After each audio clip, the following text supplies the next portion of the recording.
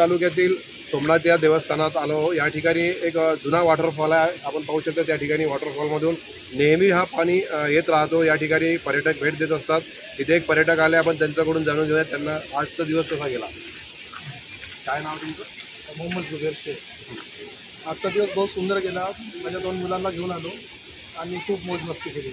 दोन्ही मुलं कुठले असतील? आम्ही मूल किती तुम्ही हर वेळेस होता का? हो, हर वर्षीच होतो आम्ही, येतच राहतो 2 महिन्याला 3 महिन्याला असे येतच राहतो। तुम्हाला काय वाटतं इथं अजून काही डेव्हलप करायला पाहिजे? झालंच पाहिजे, चांगलं डेव्हलप अजून काही पोलीस प्रशासनातर्फे किंवा काही पोलीस स्टेशनकडे म्हणजे जो मुले मस्ती करतात काही त्याच्यासाठी नाही का, ते थोडं लक्ष दिलं पाहिजे।